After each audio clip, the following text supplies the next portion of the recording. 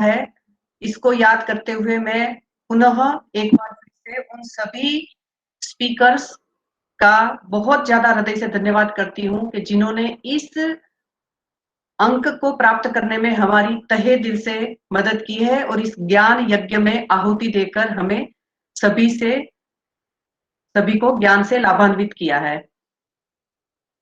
प्रत्येक दिन की तरह आज भी हम अपने मुख्य speaker madam doctor Seema Shukla ji का व्याख्यान सुनेंगे और एक जरूरी सूचना यह है कि जैसे हम सभी वैद्य विरल भाई शाह को एक द्रव्य के माध्यम से हम उनका वक्तव्य सुनते हैं, वो आज जैसे आप सभी जानते हैं कोरोना का विकट काल है और अभी अहमदाबाद में भी बहुत सारे कोरोना के केसेस हो रहे हैं और वैद्य विरल भाई बहुत सारे मरीजों की सेवा करके उनके घर तक जाके भी देख कर आते हैं। तो अभी उनका मैसेज आया था, उन्होंने फोन किया था कि वो आज का वक्तव्य आज हमारे वेब के लेक्चर में नहीं दे पाएंगे। तो मैं उनको भी एक बार धन्यवाद करती हूँ कि आप हमेशा आके आप हमारा ज्ञानवर्धन करते हैं और बहुत सारे बच्चे छोटे-छोटे रसोई में प्राप्त होने वाले द्रव्यों से किस तरीके से चिकित्सा की जा सकती है और ये सभी समझ के उसका उपयोग कर पाएंगे और हम कहीं ना कहीं आयुर्वेद की चिकित्सा को बहुत ज्यादा स्टूडेंट्स के बीच में पॉपुलर कर पाएंगे। तो ज्यादा समय न लेते हुए मैं आज के व्याख्यान की शुरुआत करती हूँ। तो हम जैसे कोई भी एक व्यक्ति जो सच में भारत के लोग थे, वो कहीं ना कहीं हमें अलग से बहुत ज्यादा मेहनत परिश्रम करने के लिए प्रेरित करते हैं। ऐसे एक व्यक्ति को आज याद करना चाहती हूँ, वह है, उनका नाम है आर्यभट्ट।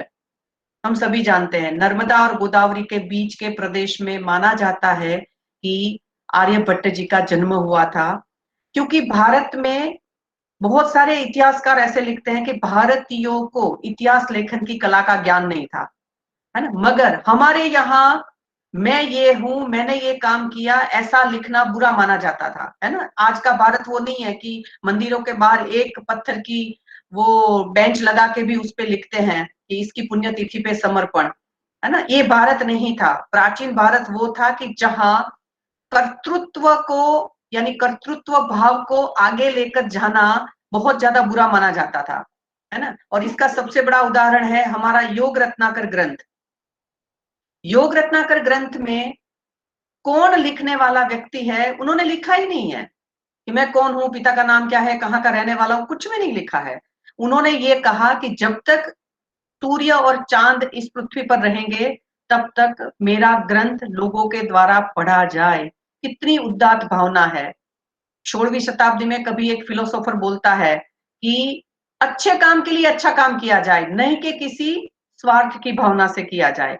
तो हमारे लोगों ने वो जी के बताया था। तो उन्हीं में से एक आर्यभट्ट है, जिन्होंने धातु कर्म, बीज गणित, खगोल विज्ञान, गणित, वास्तुकला, ऐसे बहुत सारे शास्त्र के बारे में हमें बताया और वो आज भी आज के साइंटिस्ट के लिए वो बहुत ज्यादा प्रेरणादायी है। उनमें से वो तथ्यों का मूल्यांकन करके आज के समय में भी वो कहीं ना कहीं ज्ञान प्राप्त करते हैं। तो ऐसे आर्यभट्ट जी को हम हृदय से वंदन करते हैं, शत शत नमन करते हैं कि आज हमें उनके व्यक्तित्व से ऊर्जा लेके हम आयुर्वेद के लिए बहुत अच्छा काम करेंगे। इस कार्यक्रम को आगे बढ़ाते हुए मैं आज के व्याख्यान की कोऑर्डिनेटर डॉक्टर दीक्षा खतुरिया को आमंत्रित करती हूँ। डॉक्टर दीक्षा खतुरिया, आप अंडर ग्रेजुएशन और पोस्ट ग्रेजुएशन की पढ़ाई आपने राष्ट्रीय आयुर्वेद संस्थान से की। उसके पश्चात आपने चिकित्सा अधिकारी के रूप में भी राजस्थान सरकार में सेवा दी और उसके पश्चात आप असिस्टेंट प्रोफेसर के पद पर मदन मोहन मालविया कॉलेज उदयपुर में अभी कार्यरत है। Over to you doctor Diksha. Thank you so much ma'am. जैसा कि मैम ने बताया कि आज विश्व आयुर्वेद परिषद एनआईए ब्रांच की जो अनवरत व्याख्यान माला है उसका 290th लेक्चर है, जो कि एक डेफिनेटली बहुत ही प्राउड की बात है कि कंटिन्यूएशन रूप में ये बिना किसी डिस्टरबेंस, बिना किसी गैप के इस कोविड पैंडेमिक टाइम में भी अब तक रेगुलराइज चल रहा है। तो उसके लिए मैं विश्व आयुर्वेद परिषद एनआईए ब्रांच को बहुत बहुत अभिवादन करना चाहती हूँ। साथ ही आज का हम लेक्चर शुरू करने से पहले जो हमारी परंपरा है उसके अनुसार सबसे पहले हम भगवान धन्वंतरी को याद करते हैं। नमामि धन्वन्तरिमादिदेवं सुरासुरे वन्दितपादपद्म लोके जरारोग्भयमृत्युनाशं दातारमीशं विविधौषधीनां चह व्योमवात अग्निवारिवहनिं पञ्चप्रपञ्चात्मकदेहभाजं संताप जराजरान्तकं नमामि धन्वन्तरिमादिदेवं नवीननीलमुदकान्तिकान्तं शान्तं हरे द्वादशमाख्यमूर्तिं पूर्तिं शतानां सुमनोरथानां नमामि धन्वन्तरिमादिदेवं। जय वेद जय धन्वंतरी।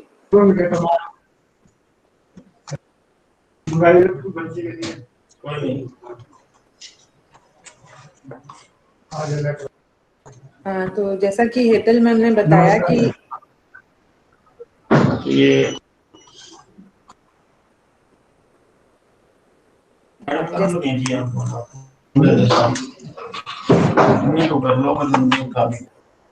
मैं फोन करके बताती हूँ एक बार, है ना? जी मैम, जी मैम जी। जैसा कि हमें हेतल मैम ने बताया और हमारा जो अभी तक का रहा है व्याख्यान, उसमें हम पहले एक एकल द्रव्य पे विरल सर हमको कुछ प्रैक्टिकल नॉलेज, एप्लीकेबल नॉलेज देते हैं जो कि मोस्टली किचन इंग्रेडिएंट्स या स्पाइसेस से रिलेटेड हैं। बहुत अच्छे हमें पीछे भी बातें बताई हैं, तो डेफिनेटली आज हम उसे मिस करेंगे क्योंकि कोविड पैंडेमिक टाइमिंग में वो थोड़ा बिजी हैं पेशेंट्स के साथ में। तो आज हम सीधा हमारे मेन लेक्चर की तरफ जाएंगे जो कि है डॉक्टर सीमा शुक्ला मैम का। Ma'am at present reader and HOD हैं, PG department of PTSR in Paprola college, Rajiv Gandhi government post graduate Ayurvedic college Paprola. और मैम का यूजी भी पपरोला कॉलेज से ही है। मैम का post graduation BHU Banaras. Ma'am आप एक बार कॉल कर ही दीजिए, वो बीच बीच में ऑन हो जाए।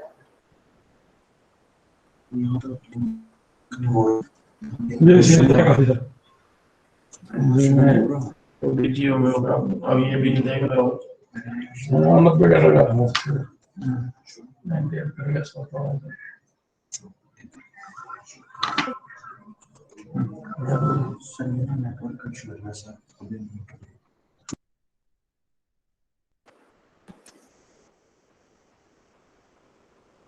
तो आज का मेन लेक्चर, जैसा कि हमने इंट्रोडक्शन दिया, सीमा शुक्ला मैम का है। और मैम से आज मेरी for the very first time call पर बात हुई और really I am so overwhelmed ma'am. मैंने मैम को पूछा, मैम आपका टीचिंग एक्सपीरियंस और कुछ बता दीजिए ताकि मुझे बोलने में इजी रहे। तो मैम ने बहुत ही पोलाइटली और ग्रेसफुली मुझे बोला कि उस सब की जरूरत नहीं है, मैं तो बस लेक्चर दूंगी। तो I think this is the actual spirit of a good teacher, of a good clinician. तो ma'am we are overwhelmed to have you here. तो now coming towards the main lecture, ma'am हम start करते हैं। और if you want I can share your PPT ma'am. Hello doctor Seema ma'am. हाँ, मैं try करती हूँ, अगर नहीं हो पाएगा then I will let you know. Okay ma'am, आप शेयर कीजिए। ओके जस्ट यू मुझे बता देना, है ना? हाँ जी मैम।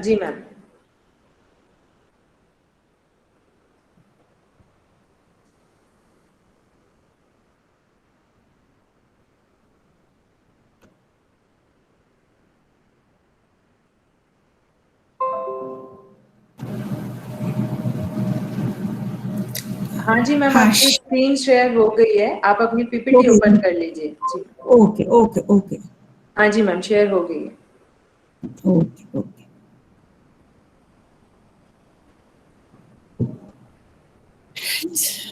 सबसे पहले तो लेक्चर शुरू करने से पहले मैं मैडम हेतल का बहुत धन्यवाद करना चाहती हूँ और विश्व आयुर्वेद परिषद एनआईए ब्रांच जयपुर के सारे कार्यकारिणी समिति के सदस्यों को भी मेरी तरफ से बहुत धन्यवाद। उन्होंने मुझे मौका दिया कि मैं अपना जो कुछ लेक्चर है वो आपके सामने प्रस्तुत करूं। और डॉक्टर दीक्षा का भी धन्यवाद देना चाहूंगी कि वो आज के सेशन के कोऑर्डिनेटर हैं, और इन्हीं शब्दों के साथ में आज का अपना लेक्चर जो है वो शुरू करती हूँ। मेरा जो टॉपिक रहेगा वो योनि श्राव है। आप शायद परेशान भी होंगे कि ये टॉपिक उन्होंने क्यों लिया है। हाँ, तो contents of the my topic will be to explore the physiological aspect of yoni strav, and I will discuss some pathological conditions as well as a few case studies. Am I audible to all? Yes, ma'am. Yes, ma'am. Okay. Physiology of yoni strav. Basically दोष धातु मलमूलम ही शरीरम, ये हम सभी जानते हैं। These are the basic fundamentals of our body, और अगर ये समता में रहेंगे तो ऑब्वियसली हमारा शरीर जो है वो समता में रहेगा।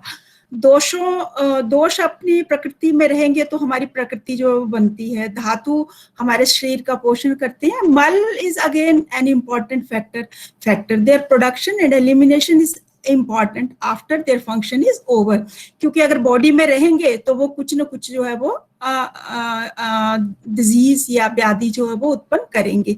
तो इसीलिए मल की जब हम देखते हैं तो मृज्यते शोध्यते शरीरम अनेनिति मला, जिसको साफ करने से शरीर की शुद्धि होती है उसे मल कहेंगे। किट गतौ धातु में गति या चलने के लिए जो है वो किट शब्द जो आया है। मलिनीकरणान मला, मल जो शरीर को मलिन करता है उसको मल कहते हैं। सामर्थ्यहीनो धातु नाम विभागो मल संज्ञे का, तो ये शरीर तत्व दर्शन का है जिसमें कहा उन धातुओं को भी मल कहा गया है जो सामर्थ्यहीन होती हैं या जो अपना फंक्शन प्रॉपर नहीं कर पाएंगी, वो भी मल कहलाएंगी। तो क्या हम प्रजनन, हमारे सभी आचार्यों ने, जैसे कि मैंने रेफरेंसेस लिए हैं चरक का, अष्टांग संग्रह का, सुश्रुत का, सभी ने प्रजनन मलों के बारे में कहा गया है। लेकिन ये प्रजनन मल है क्या हम इनको विजाइनल डिस्चार्जेस के इक्वली रख सकते हैं या नहीं, ये भी हमेशा प्रश्न रहा है। तो इसी की खोज के सिलसिले में मेरे हिसाब से हम प्रजनन मल को हम नॉर्मल फिजियोलॉजिकल विजाइनल डिस्चार्जेस जो है वो मान करके चल सकते हैं। क्यों? क्योंकि ये सभी आचार्यों ने जो इससे मास के सार रूप में प्रजनन मल को कहा गया है। जैसे कि आहार का जो प्रसाद भाग है वो रस होता है, और कीट का जो आहार का जो कीट भाग होता है उसे मल कहते हैं। वैसे ही धातु पोषण में धातुओं के जो सार हैं वो अलग अलग धातुओं के अलग अलग सार हैं। उसी प्रकार से अलग अलग धातुओं के अलग अलग कीट भी हैं, और उसी में मांस के कीट के बारे में सभी ने ही प्रजनन मल के बारे में कहा गया है। तो आपने एक शब्द आता है ट्रांसुडेट, तो है क्या? What is transudate? A fluid that passes through a membrane और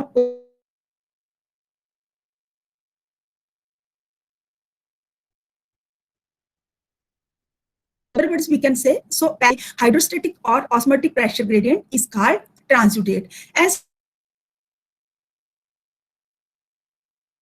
liquid, that is the transudation of the vaginal walls as well as the shedding of the epithelial cells as well as mucus bacteria that lubricates the vagina as well as protect the vagina. Now how transudation occur? This is a big question. Transudation is due to vasodilation. How the vasodilation occurred? As you all know that when there is vasodilation, there is always a fluid from the capillaries passes through the intercellular gap junctions between the vaginal epithelial cells, and this fluid through rugae they comes out into the lumen. As you all know that vaginal wall has three layers,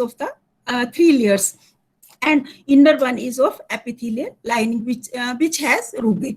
So how this vasodilation occurred? So when we go through the physiology, the sufficient pelvic blood flow is dependent on the bioavailability of the nitric oxide, and this nitric oxide, which is produced in the capillary endothelia in response to shear stress, vibration, or in response to sexual arousal by a parasympathetic nitric nerves, so produce the nitric oxide, and this induces the vasodilation, and due to this vasodilation there is the leakage of the fluid in the vagina. So in this way this transportation occurred.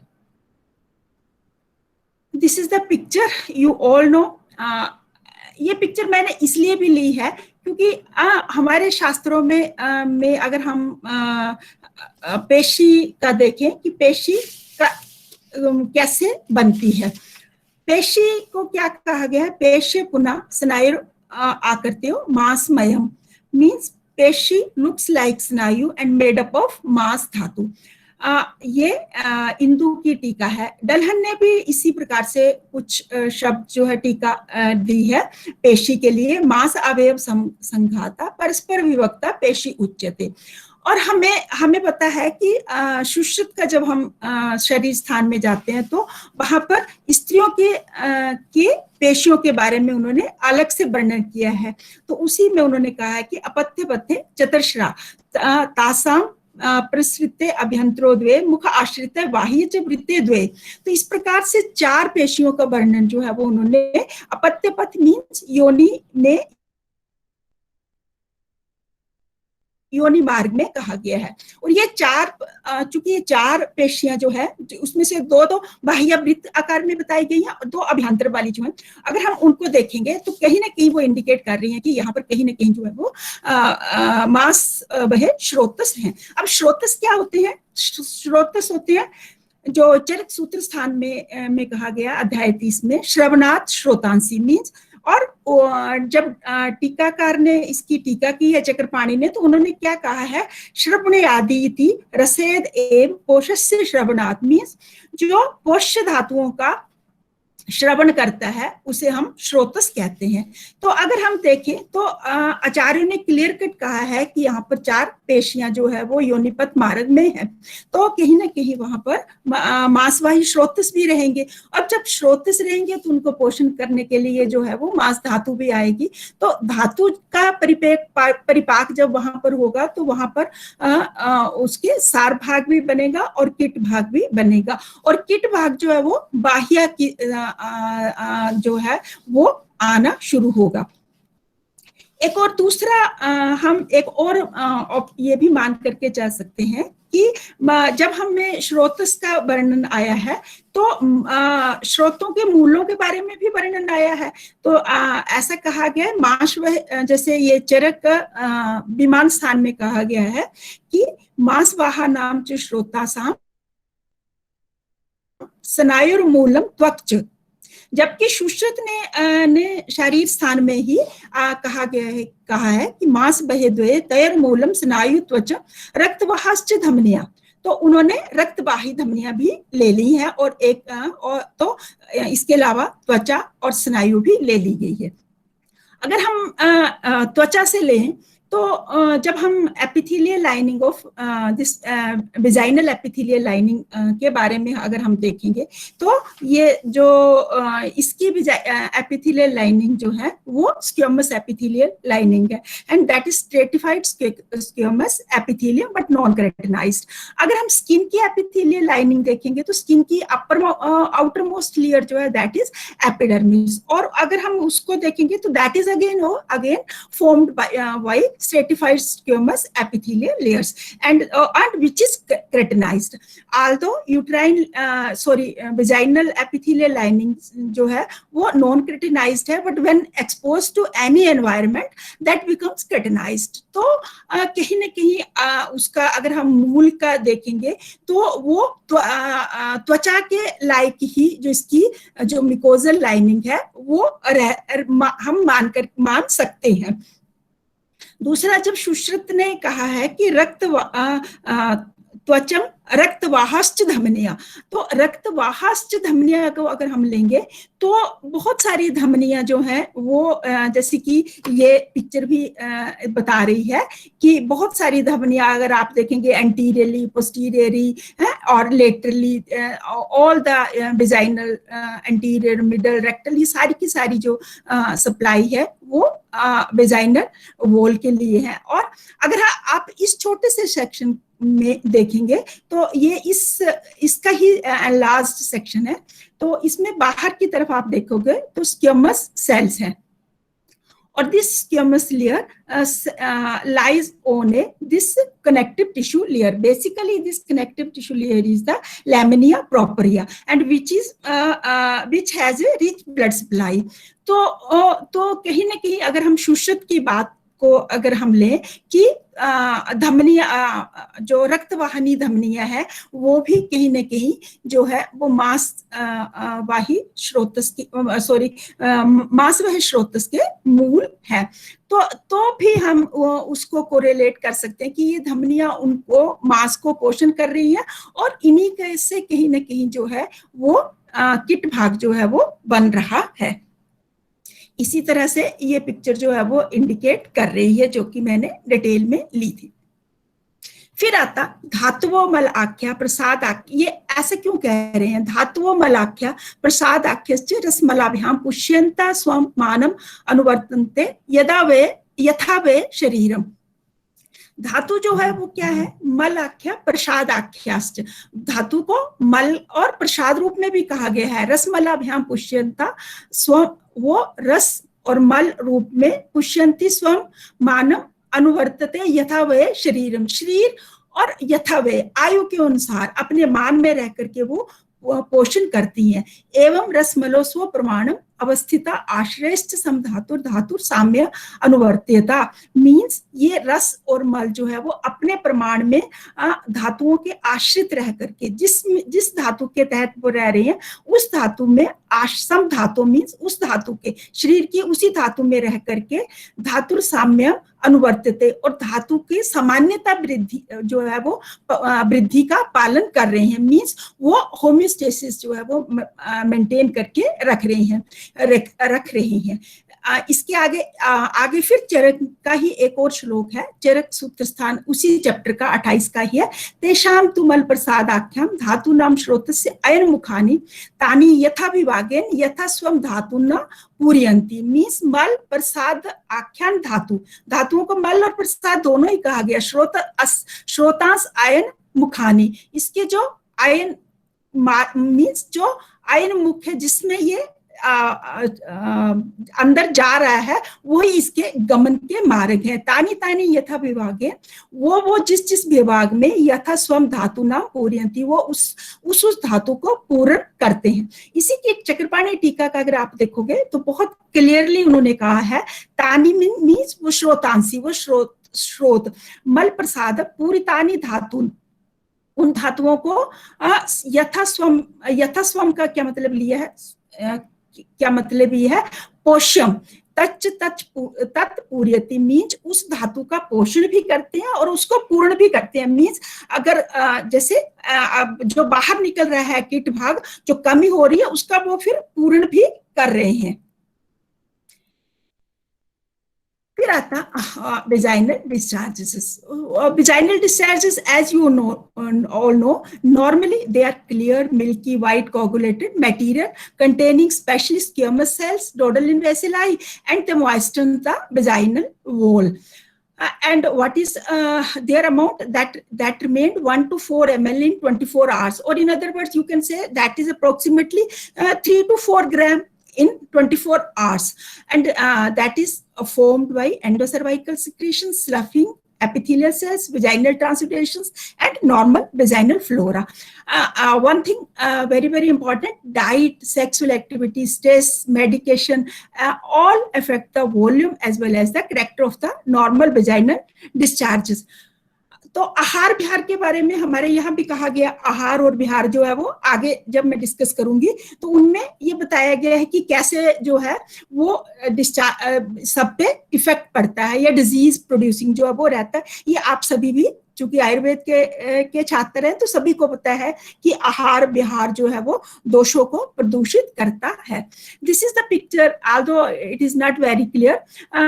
This will show you the squamous epithelium, how building blocks are there of the squamous epithelium, और कैसे ये desquamation जो है वो हो रही है. And these are the non-keratinized surface of the this epithelium, squamous epithelium lining. Now, what is the ecosystem of the vagina? How the vagina is free from the bacteria, viruses, although they are the open channels, you all don't know. So that depends on the composition of the, that is most of the part, mostly that is made up of water, desquamated epithelial cells, cervical mucus, uterine and tubal secretions, few leukocytes, as well as some cholesterol, lipid, mucin, carbohydrates, etc. So, and regarding the flora of the vagina, these are, number one is the main component, that is the lactobacilli, found in approximately 96% of the women, and colonized both in cervix as well as the vagina. And they exert the protective effect by several mechanisms, such as I will depict show in this picture. This is the lactobacilli, how they act. They act as a competitive, has a competition with the viruses, bacteria, for the receptor sites, as well as for their nutrition, and they produces the many bacteriocins like cytokines, etc. They produces the H2O2, hydrogen peroxide, that directly destroy the viruses, bacteria. They produce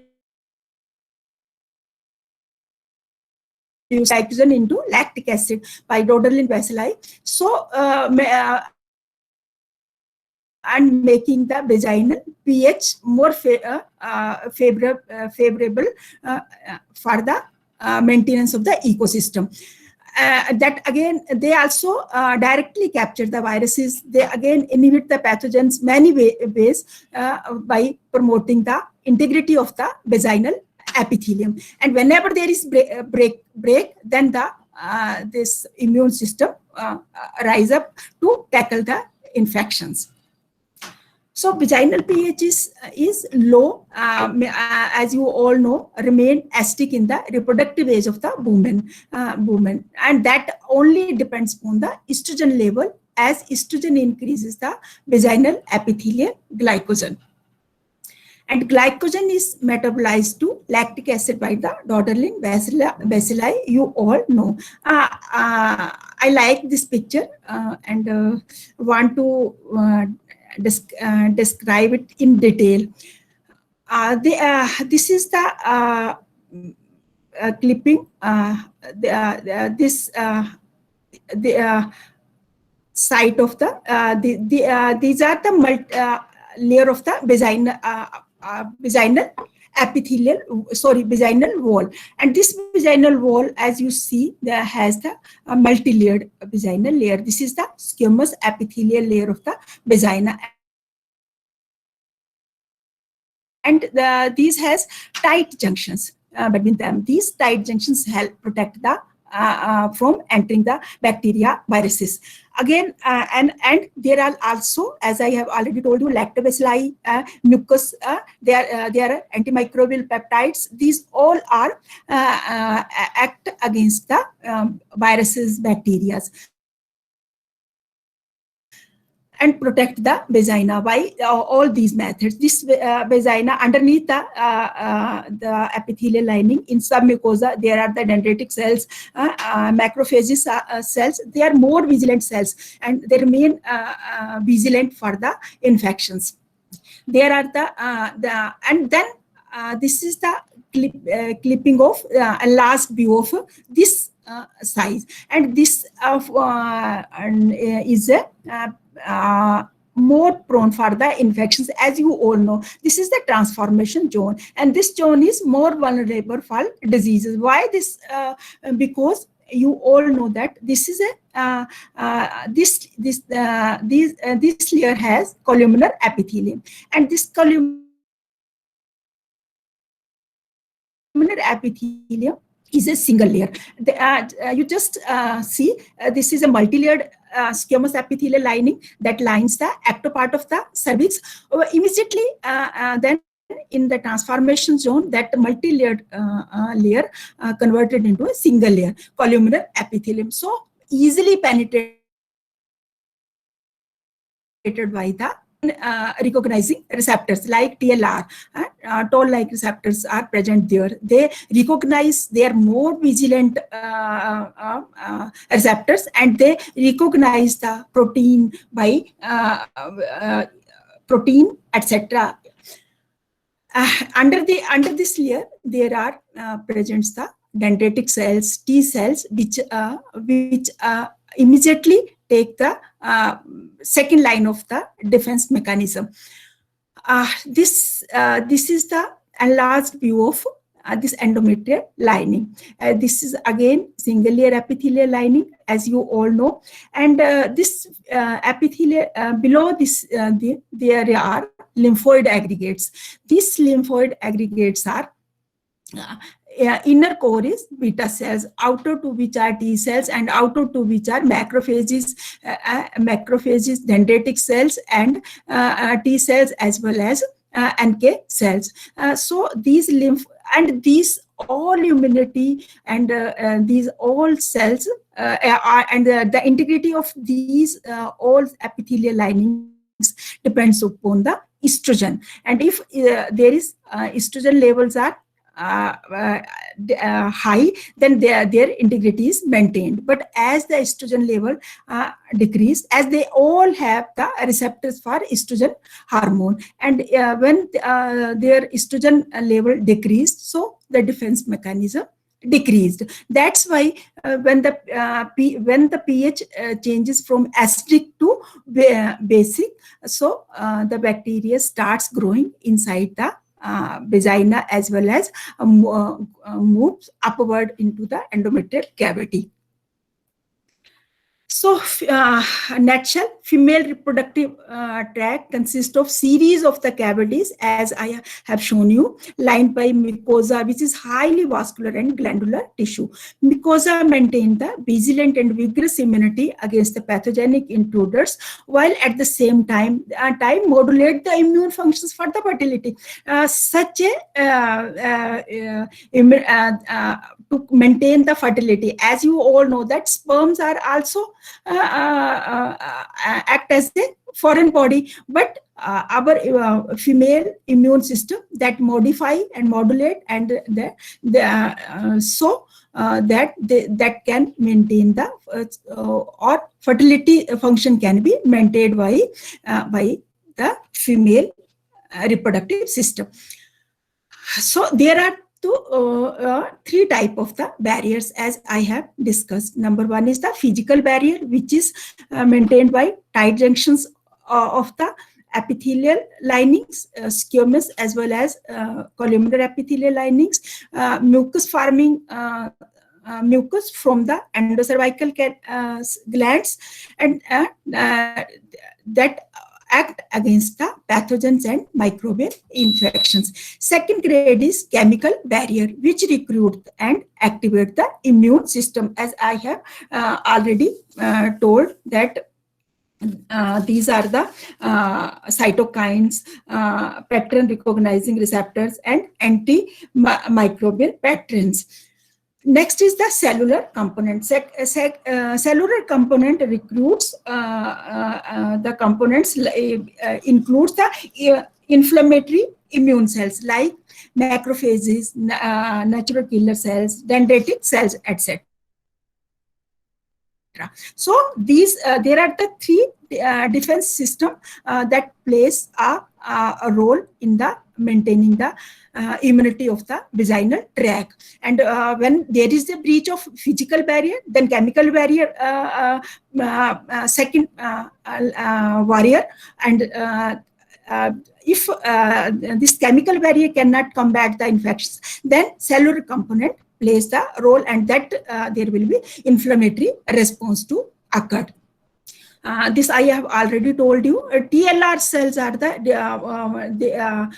recognized with the high specificity and various proteins, lipids, carbohydrates, nucleic acids of invading organisms.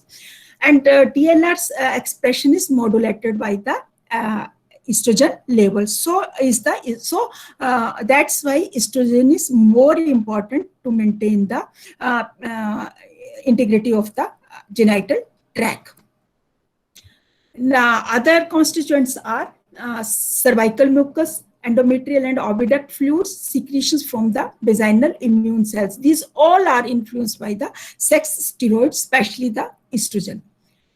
And then apical epithelial cell produces a hydrophilic layer of the glycoprotein, glycocalyx, that hydrates the vaginal surface and cover it with the mucus blanket.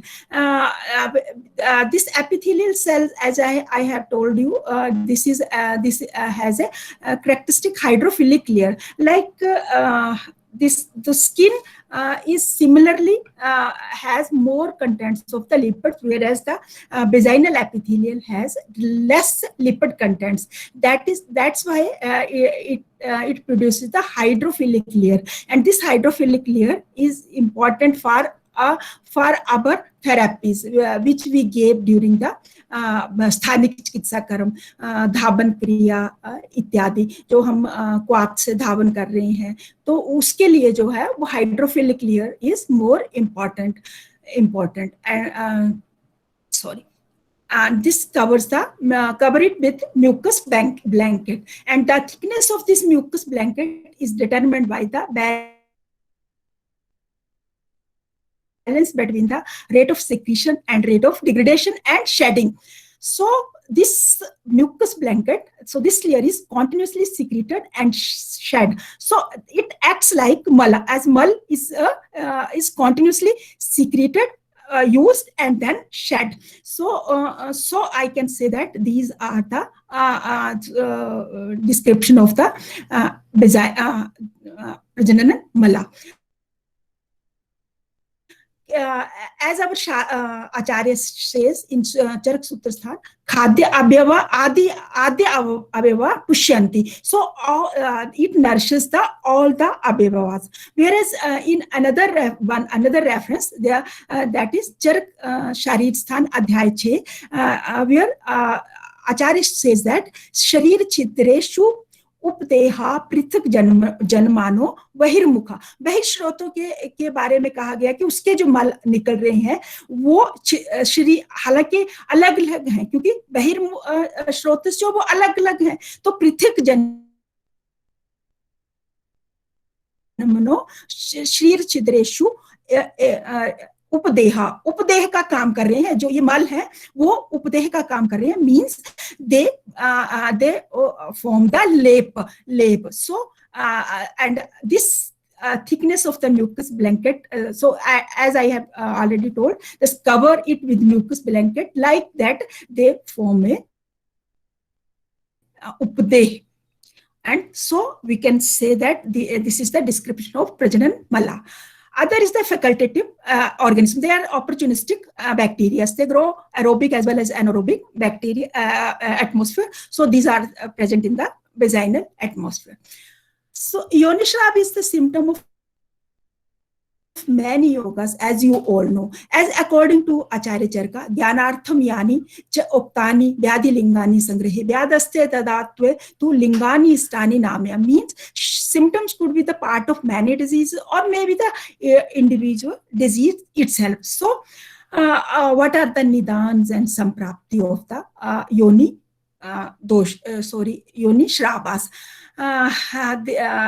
This shlok as Charak Sutrathan, hit ahit upyog visheshastva attar subh ashubh vishesh kara bhavanti iti, means हितकर आहार का शुभ रहेगा, उपहार रहेगा, और अहितकर का अशुभ जो है वो रहेगा। तो इसलिए शुभ और अशुभ जो भी हम आहार ले रहे हैं उसके आधार पर ही मलों की नियति जो है वो रहेगी। नेक्स्ट श्लोक मिथ्याचारेणता स्त्रीणां प्रदुष्टेन अर्थवेन, ये श्लोक आप सभी जानते हैं, इसके बारे में मैं ज्यादा डिटेल में नहीं जाऊंगी। यहाँ भी मिथ्याचारण के बारे में कहा गया, जो सेल्फ इंडिकेट कर रहा है कि कई जो भी डिजीज प्रोड्यूसिंग सिम्टम्स हैं वो कहीं ना कहीं इनसे मिथ्याचारण से ही जो विजाइनल डिस्चार्जेस हैं वो प्रोड्यूस्ड हो रहे हैं। आचार्य अष्टांग संग्रह के दुष्ट भोजनात् जो इल नरिश अगर न्यूट्रिएंट्स नहीं है, नरिशमेंट प्रॉपर नहीं है किसी भी लेडी की, तो उसमें विजाइनल डिस्चार्जेस जो है वो रहेंगे ही रहेंगे। वृष मैथुन कहीं ना कहीं जो है वो लोकल जो डिफेंस मैकेनिज्म है उसको ब्रीच कर रहे हैं, और उसके कारण जो है वो योनि श्राप जो है वो हो सकता है। संप्राप्ति क्या है? यथा दुष्टेन दोषेन यथा च अनुविसर्पिता निवृत्तिर आमेयस आस्य आसो संप्रतिर जातिर आगाति, means how the disease genesis that depends upon the vitiated doshas which are constantly moving and is known as संप्राप्ति और जति और आगाति। आचार्य चरक अगेन सेज दैट द्वे अध सप्त शीर्षि खानी स्वेद मुखानी मल आयनी बाध्यन्ते दुष्टैर मात्र अधिकई मलई। यहाँ दुष्टैर शब्द जो है वो दोनों अर्थों में लिया गया है। ये गोवली वर्द न्याय है जहाँ क्षीण अर्थ से भी लिया गया और मात्र अधिक शब्द से भी लिया गया है। तो दोनों ही आधा मार्गों में मल वृद्धि गुरुतया लाघवान मल संक्षय, मल वृद्धि से शरीर में गुरुता और लाघव से मल संक्षय से मल के क्षय से लाघवता आती है। मल आयनान नाम बुद्ध्यते संग उत्सर्गात अतीव च, मतलब मल जो मार्ग है उनसे या तो संग होगा या उत्सर्ग अतीव होगा, या उनका दोषों का अत्यधिक संग होगा, या दोषों से उत्पन्न जो है मलों का वो या तो संग होगा या उत्सर्ग अतीव होगा। आगे एक और रेफरेंस है, ये चरक सूत्र का ही है। मला नाम आश्रिते कुपितो भेद शोष प्रदूषणम दोषा मला नाम कुर्वन्ति संग उत्सर्ग अतीव च। अकॉर्डिंग टू दिस श्लोक प्रकुपित दोष क्या कर रहे हैं? मलन आश्रिते भेद, जब मल के आश्रय में आते हैं तो क्या करते हैं? भेद शोष प्रदूषणम, भेद जैसे एग्जाम्पल उन्होंने दिया चक्रपाणी ने, भेद पुरुषस्य जैसे, और शोषस्तु विशेषण सर्व मलेषु शोषस्तु। एक एग्जाम्पल मैं आपको देती हूँ, आपने ये योनि व्यापद में शुष्का योनि व्यापद में कहा में जहां भागवत टीकाकार ने इंदु टीका ने लिखा है कि योनि मुखम द्रव अभावम, तो वहां पर द्रव अभाव का योनि मुख में विशेषकर कहा गया, मीन्स जो भी सिक्रेशन है उनका अभाव जो है वो कहा गया है। संभवती प्रदूषणम, दूसरा प्रदूषण, दोषों का प्रदूषण, जो क्या कर रहे हैं प्रदूषण से? तू प्रदुष्ट वर्ण आदि, तो यहाँ पे आदि शब्द से हम वर्ण का गंध, उसकी कंसिस्टेंसी है ना, वो सारी ही चीजें जो है वो हम ले सकते हैं। प्रदुष्ट वर्ण आदि युक्त व्यंज मीन्स प्राकृतिक वर्ण आदि उपघात, उसका प्राकृतिक जो वर्ण है गंध है उसका उपघात हो रहा है, ये बहुत क्लियरली आचार्य ने कहा है। और उसके अलावा संग उत्सर्ग अतीव अतीव संग होगा या तो अप्रवृत्ति होगी, बिल्कुल जैसे शुष्का योनि में बताया गया अप्रवृत्ति होगी, या अत्य उत्सर्ग मीन्स अति प्रवृत्ति होगी। On the basis of the consistency, color, smell, vaginal discharges can be classified under the following headings. You can say Puya Yukta Pit Durgandhi Yonishrab. You all know in that occurred in पित्तला योनि व्यापद, सन्निपातक योनि व्यापद, आप सब ने ये पढ़ा ही है। फिर दूसरा आता है घन घन दुर्गंधित योनि श्राव, thick foul smelling discharges, as you all see ग्रंथिभूत आर्तवदुष्टि में कहा गया है। तो फिर आता पांडु पिच्छन श्लेष्मिक योनि श्राप, means mucoid vaginal discharges, you can see in श्लेष्मिक योनि व्यापद, उपप्लुता, आचरणा, अत्यनंदा एटसेट्रा। रक्ताभ योनि श्राव, यू ऑल नो, योनि अर्श में, कर्णनी योनि व्यापद में, तनुश्राव श्वेत प्रदर में, प्रसरुता जाथारणी इत्यादि में वर्णित है। So now, according to modern side, what are the types of the vaginal discharges? They may be physiological, they may be pathological. Physiological, as this is during ovulations. As I have already told you that the secretions or vaginal secretions depends on the estrogen level, and during you all know that during ovulation there is a high level of the estrogen, and this estrogen,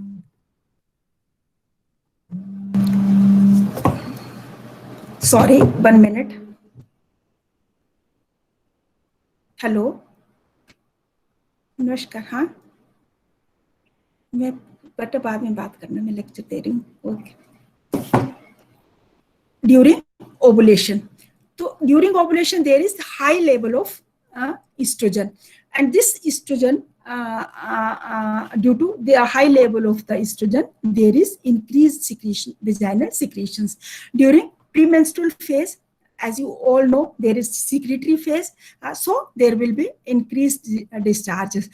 During and after sexual intercourses, as during and after sexual intercourses, there will be increased the congestions, and there will the stimulation of the nitric oxide synthesis of the, there will be synthesis of the nitric oxide, and this nitric oxide induces the again the vasodilations through cyclic GMP pathway, and so that's why that that causes the vaginal lubrications. And during pregnancies, you all know, all this is due to the hormone during puerperiod, as there are so many local discharges. Pathological, there is ill health and undernutrition, जो दुष्भोजनात् हमारे यहाँ कहा गया है। तो 1/3 modern sciences also accept that ill health and undernutrition, approximately 1/3 causes are due to ill health and undernutrition, whereas 2/3 causes are genital causes, and infections is another that may be specific and non-specific. Non-specific, you all know, bacterial vaginosis, streptococci, staphylococci, E. coli, etc., and specific trichomonas vaginitis and chlamydal infections. The prevalence of vaginitis, according to CDC, bacterial vaginosis accounts for 40 to 50% of the vaginitis cases, and vaginal candidiasis 20 to 25%, trichomoniasis 15 to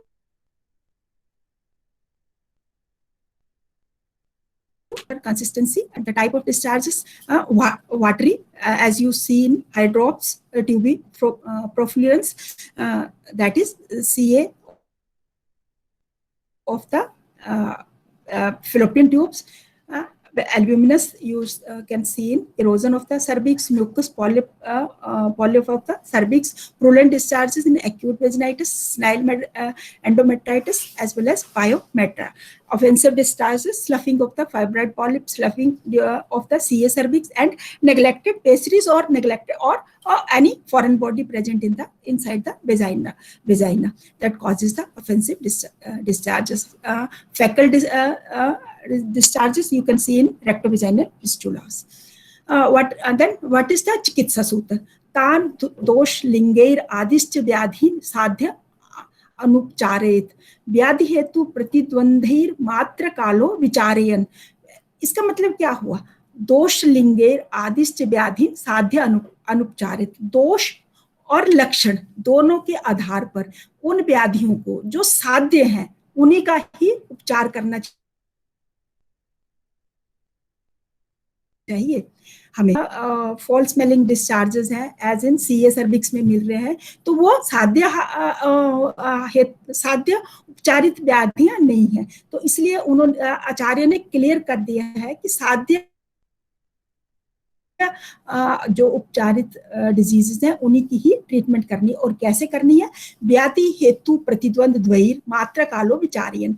व्याधि प्रतिद्वंद, हेतु प्रतिद्वंद, या दोनों को, व्याधि हेतु प्रतिद्वंद और मात्रा और काल के विचार के अनुसार जो है वो चिकित्सा करनी चाहिए। अगेन चरक सूत्र स्थान में एक और दिया है, यह चिकित्सा या भी क्रियावीर जायन्ते शरीरे धातु सम सा चिकित्सा विकाराणाम कर्मता तद विषजाम समृतम। Means all the activities which restore the dhatu samya is considered as चिकित्सा of diseases. Panchakarma should be done on the basis of vitiated dosha. As you all know that here we treat according to vitiated doshas. तो हमारी स्थानिक चिकित्सा को अगर आप देखोगे तो हम क्या कहते हैं? दोषानुसार चिकित्सा करिए। तो मीन्स विशिएटेड दोषास हैं जो कि डिजीज को उत्पन्न कर रहे हैं और हमें उसी के अनुरूप जो है वो चिकित्सा करनी है। तो स्थानिक चिकित्सा भी, चाहे वो सेक है, अभ्यंग है, परिषेक है, प्रलेप है, पिचु, वो सारी दोषों के अनुसार ही हमें चिकित्सा करनी है और करनी है। So now I will discuss the bacterial vaginosis. Bacterial vaginosis is a very common disorder you see day-to-day practice. A disturbance in the vaginal ecosystem, that predominance of non-lactobacillus flora, mostly anaerobes, means जो ecosystem है vaginal flora का, that has been disturbed. So obviously the pH of the vagina will be changed. So the acidic pH is now become alkaline, and whenever there is alkaline pH, so as I discussed earlier, bacteria grow in the alkaline pH. Most of the patients are asymptomatic. When you see the per speculum examination, there is no sign of inflammation. When you see the profuse discharges from the vagina, but there is no sign of the inflammation, always think of bacterial vaginosis. This is the picture of how the immunity is break down in the bacterial vaginosis when there is the pH is changed, or when there is alkaline pH, how this inflammatory response occurred. And as I have already told you, so I will not go into detail to this slide. Bacterial vaginosis, this is the picture of healthy vaginal mucosa. Here you can say that there will be no discharge, although it contains the lactobacilli. This is the picture of Gardnerella vaginalis or bacterial vaginosis. You can see in this picture that these discharges are adhered to vaginal mucosa and outpouring of the discharges from the vagina.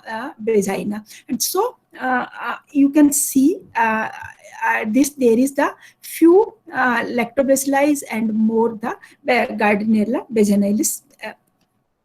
This is another picture where you see the normal cervix, although picture is not very clear. This is the normal cervix with discharges. This is another picture of milky discharges, but not very clear. Amsel's criteria is very, very important for the diagnosis of the bacterial vaginosis. Any 3 out of these numbers, if positive, then you can diagnose it as a bacterial vaginosis. Thin, milky, gray discharges when the pH of the vagina is more than 4.5. The presence of the clue cells, positive amine test, that is the Fishy orders, and saline bed mount test that have no or few WBCs. As there is no inflammation, so there will be no WBCs are present. So confirmatory diagnosis is always made by the gram staining, definitive test for the confirmations. So biofilm formation contributes the survival of the bacterial vaginosis, and this biofilm formations, after formation of the biofilm, these bacteria grow into in the presence of the lactobacilli, as well as the tolerate the higher concentration of the H2O2 also and lactic acids. So bacterial vaginosis can be coexisted with the STDs like the trichomonas, gonorrhea, and bacterial vaginosis is always may be associated in the pregnancy also. So there may be the history of preterm premature rupture of the membranes, preterm birth, postterm endometritis. So antepartum treatment of the bacterial vaginosis reduces the risk of the preterm birth, and drug of the choice is, as you all know, is the metronidazole. This is the picture of the clue cells. Here you can see that you cannot identify the cytoplasmic membrane of the these epithelial linings of the squamous epithelium. These all are invaded by the clue cells, and they are in the they forms the biofilm, as earlier I have told you that biofilm formation. So they adhere to each other. So these lactobacilli, lactic acid as well as the H2O2 will not penetrate these.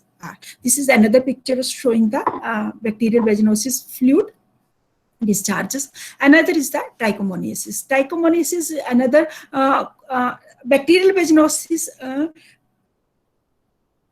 is a this is a sexually associated disease, and trichomonas is a sexually transmitted disease. Why bacterial vaginosis is sexually associated disease? Where we do not need the treatment of the partner, but in trichomonas infections we always need the co-partner also.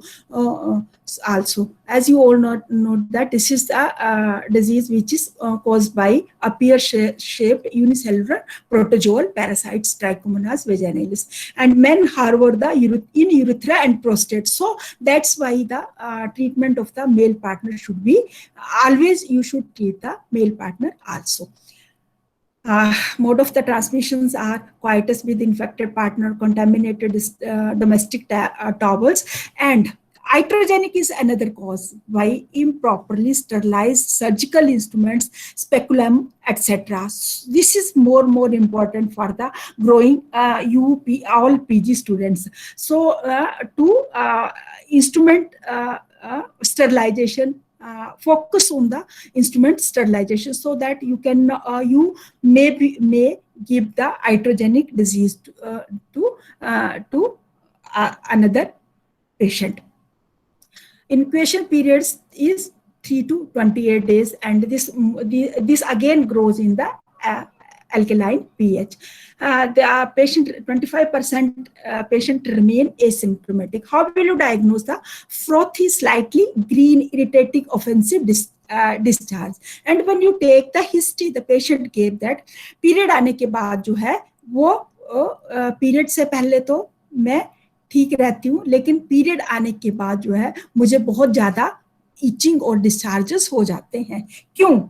क्योंकि pH जो है during menstruation phase pH has been changed, that becomes alkaline, और ये जो trichomolar infections है that grows in alkaline pH. So after the clearance of the patient period, patient feels intense itching as well as profuse discharges through vagina, and the color of the discharges again important.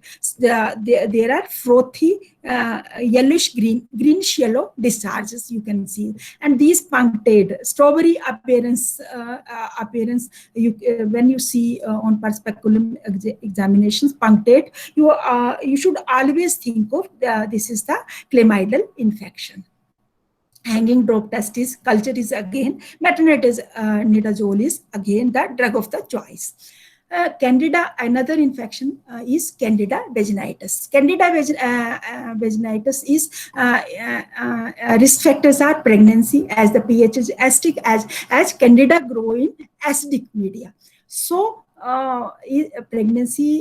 Pregnant patients, जैसा कि हमारे आचार्य ने कहा उपलुता योनि, क्यों कहा गया? क्योंकि प्रेगनेंसी में उन्होंने क्लियर किया है, प्रेगनेंसी में जो है वो विजाइनल पीएच जो है वो एसिडिक होगी, तो जो कैंडिड इन्फेक्शंस है वो बहुत ज्यादा रहेगी। जो पेशेंट्स ओरल कंट्रासेप्टिव पिल्स पर हैं, कॉर्टिकोस्टेरॉइड हार्मोन्स पे, antibiotics, they are more vulnerable. HIV and other STDs, poor personal hygiene, and diabetic patients are also prone towards the candid infections. This is the picture of candid infections. You can see the white cheesy-like appearance on the vaginal wall. Now, I will discuss the few studies with you for effect of the Sthanik Chikitsa. This study was conducted by Dr. Sharma in our department, Prasuti Tantra department. Dhatke Adi Tel Pichu and Lodar Adi Bharti, a comparative study. Here she took the 42 patients having signs and symptoms of the Yoni Shrava, and out of 42 patients, only 18 in group 1 and 16 in group 2 completed the trial. Most of if we see the duration of the complaint, that is more than 1 year, 1 to 3 years. And if we go for discharges, there are mild to moderate discharges are present in the all the patients. And color is white. In most of the patients, there is white, and consistency of the color of the discharges are sticky mucoid as well as the thick mucoid. In most of the patients, when she did a bed film test, so they see there is non-specific infective infection seen in bed film, that is approximately in 40.5%, whereas in few patients trichomonal infections is also seen. Regarding the other symptoms, in most of the patients, false smell is was not present, pruritus was not present, and maximum patient have backache also. So effect of these Dhatke Adi Tel Pichu, this is a short trial, only for 7 days trial, and patient with Dhatke Adi Tel Pichu, 15 ml of Dhatke Adi Tel was given at bedtime for consecutively 7 days. And what was the effect seen on pruritus? There was significant result. You can see before treatment it was 1.429, and after score was after treatment the score was 0.429. On discharges it was 1.449 before treatment, and after treatment was 0.333, and that was the highly significant. On false smelling it was remained significant. And on bed film, it was highly significant. You can see on 1 week treatment only, the results was highly significant. With Lodar Adi Bharti, for 7 days at night, 3 gram inserted for 2 hours only, followed by yoni prakshalan with lukewarm water, and that Lodar Adi Bharti was also used for 7 days. So the effect on pruritus was before treatment it was 1.8, and after treatment it was 1.5. So there was no non-significant result. There was no effect on pruritus and false smell, whereas on discharges we can see that the result was highly significant. On wet film before before treatment it was 2.714, and after treatment it was 2.147, which shows the significant result. So overall effect, if we see 38.9% patient in group 1 and 6.5% patient in group 2 was markedly improved. And 50% of group 2 remain unchanged. So, and one thing which we observed, that redness was observed in 10 patients, 4 in group 1 and 6 in group 2 in drug-free period of 2 weeks. It was concluded that oral therapy should be used in conjunction with the local therapy, or duration of the local therapy should be more for better results. As we have given only for 7 days, like पेसरीज treatment जो है वो 7 days के लिए दी जाती थी, इसलिए ये treatment जो है वो 7 डेज के लिए ही इफेक्ट देखने के लिए हमने की थी. The next study it was again conducted in our college. It was conducted by Dr. Kavita Sharma in the department of Nidan with the collaboration of Prasuti Tantra department. It was an and as well as veterinary hospital. It was a study of oral medicine as well as local yoni pichu, a clinical as well as the experimental study. The drug was Madhuna Amlakam Churan चिकित्सा का, और oil was taken from the Panchbalkal Kashaya Dravya. So study was conducted on 30 patients who had signs and symptoms of the yoni shrava, and this was given. The patient was divided into 3 groups. In group 1, there Amliki Suras was given 10 ml BD with Madhu for 3 weeks, and in another group Panchbalkal Tel 10 ml Yoni Pichu was given for 3 weeks. In third group Amliki Suras and Madhu and Panchbalkal Tel Yoni Pichu was given for 3 intermenstrual 3 weeks. So chronicity wise, if we see, maximum patient have the disease between the 2 to 6 months. Regarding the color and consistent color, it was maximum patient have white in color discharges, and mild to moderate pruritus was present in most of the patients. On wet film, pus cells was seen in approximately 73% patients in all the groups, whereas in few glue cells, epithelial cells was also seen, and fungal infection was also seen in 43% patients. So what was the effect on oral therapy in group 1? These are the symptoms regarding the amount. In 10 patients before treatment it was 1.6, and after treatment it was 0.3. So it was highly significant result we have seen. We saw in this group.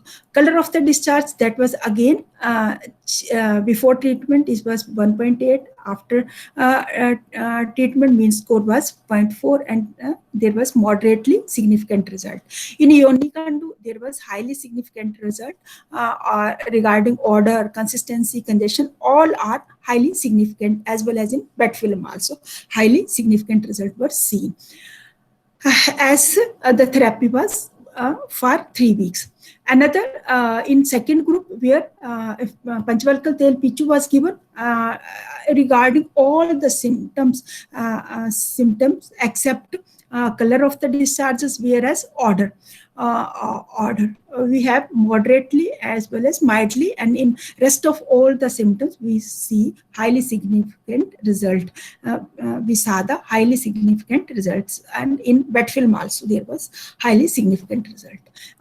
Effect of the combined drug in third group, where we gave the both regarding the amount, color amount, Unicondu, as well as consistency, congestion, and wet film. This was higher. There was highly significant result, whereas on odor that was moderate, and on color of the discharge it was mildly significant. This was the pap smear reports of the patient. These are the before treatment. You can say the picture was the pap smear was not so clear, but after treatment, when we take the vaginal discharges, you can clearly see all the margins, all the cell margins clearly see. So it itself shows the result. On experimental study, the isolation and identification of the microbes from the registered patient.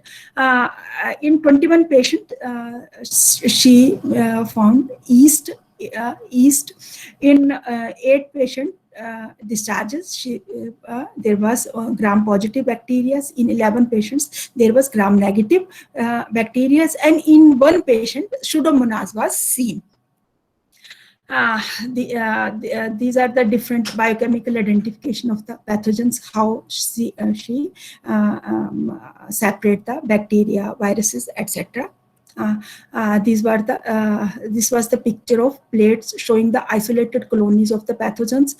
This colony, this was the Candida albicans, this was the E. coli pathogen, and Pseudomonas. And these pathogens after the gram stainings: Candida albicans, Pseudomonas, Staphylococcus, and E. coli. Extract formation for the drug sensitivity.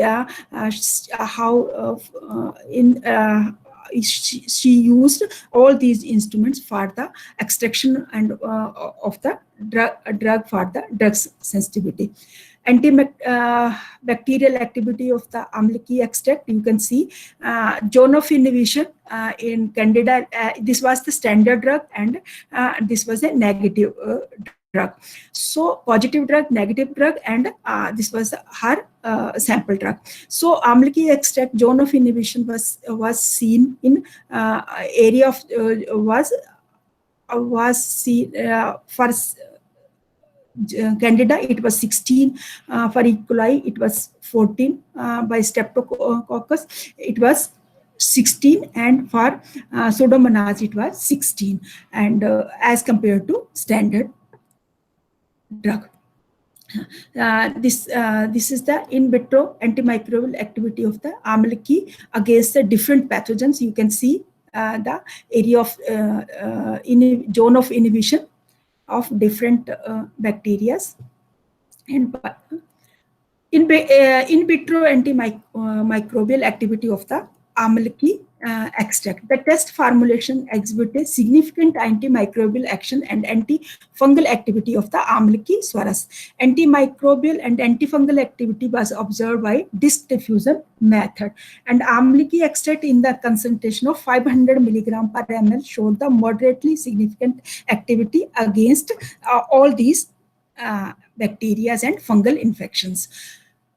Panchvalkal extract, you can see when she took the Panchvalkal as a whole, so zone of inhibition was, as compared to standard drug, was 14, 16, 22, and 18 in all these bacteria, whereas standard drug has 10, 12, 18, and 20. So Panchvalkal extract acts highly significant action against all these bacteria.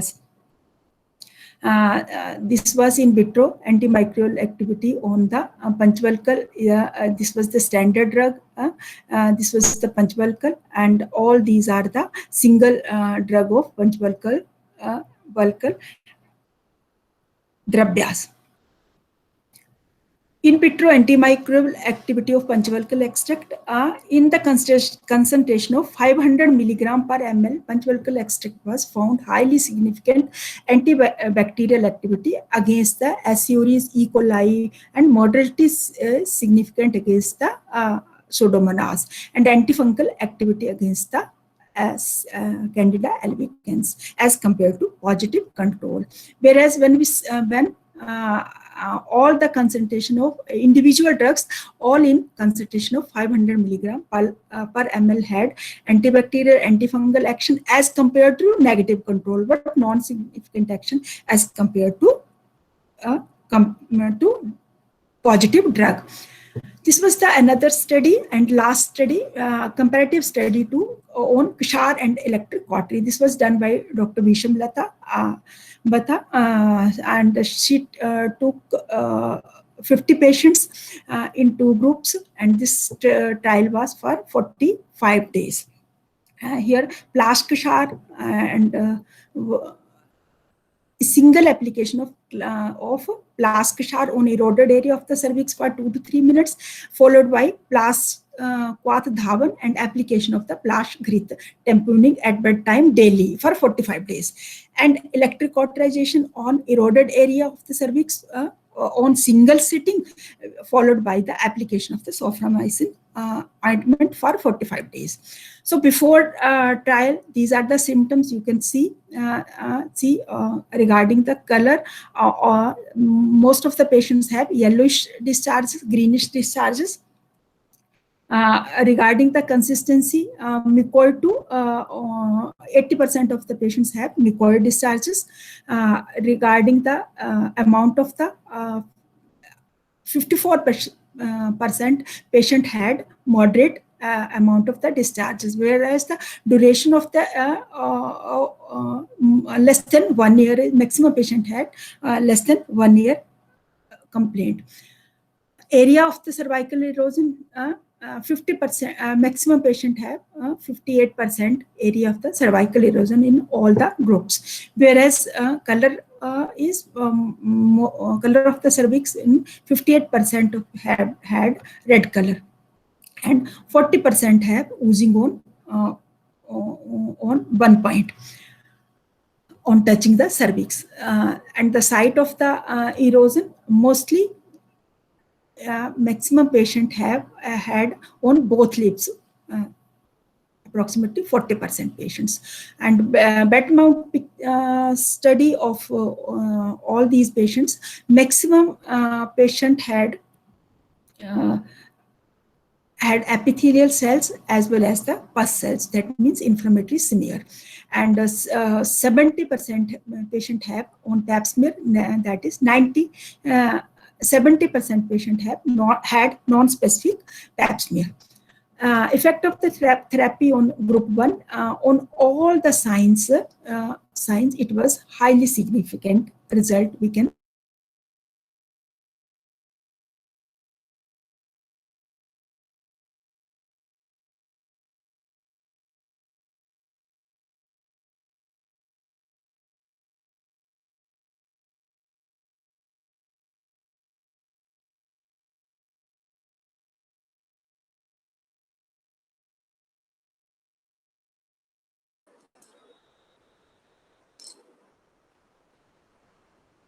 Ma'am आपकी आवाज disconnect हो रही है.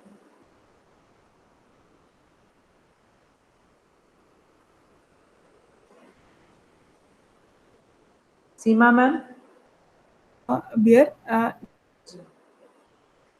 disease was totally cured, and in 41, rather 89% in group 2. If we see the reepithelialization of the cervix, on 45 days, we see the whitish pinkish pink in color, normal cervix we found, and on discharges per vagina there was no discharge per vagina. In group 2, there was, although after 2 months, approximately 8 weeks, cervix was normal with no discharges, but during all the follow-ups, patient has had the complaint of discharges per vagina. This is the before treatment and after treatment. Pictures of both groups, before treatment and after treatment. So conclusion, marked reduction in signs and symptoms of cervical erosion in group 1, and replacement of columnar epithelium was faster in group 1, and recurrence was not reported during the drug-free period in any case, whether it was electric cautery or whether it was the Ksharkaram. So you can say that Ksharkaram is equally good, equally and better, rather we can say better, had better effects. Thanks. So धन्यवाद बात सभी का. Thank you so much, ma'am. Definitely you are. लंबा तो नहीं हो गया? जी नहीं, no ma'am, बिल्कुल नहीं है.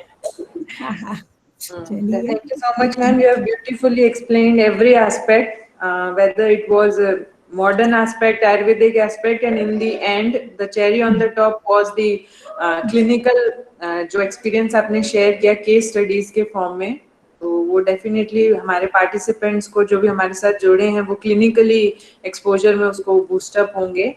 मैम हमारे पास 2 to 3 questions है, हम ले लें? ले लो, बिल्कुल।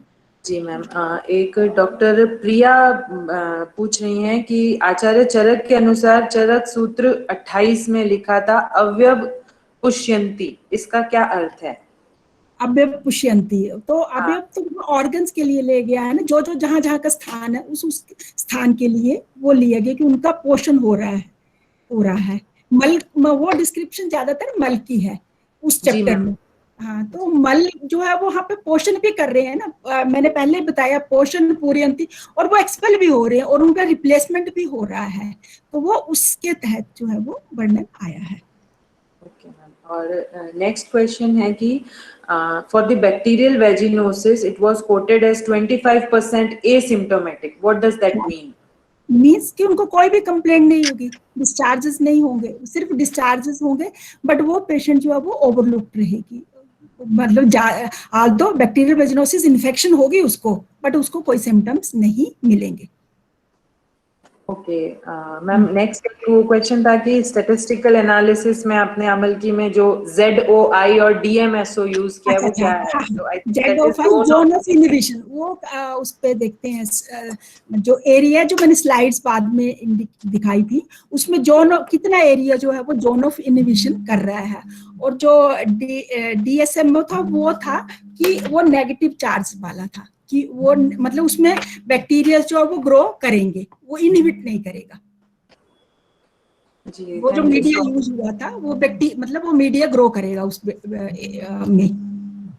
Disulphide mono disulphoxide. हाँ, ठीक है, thank you so much ma'am. मुझे लगता है पार्टिसिपेंट्स को क्वेश्चन आंसर मिल गए होंगे। Thank you so much, ma'am, for this beautiful and elaborated presentation. And in the end, I would like to invite Professor Baldev Kumar Dhiman, sir, for vote of thanks.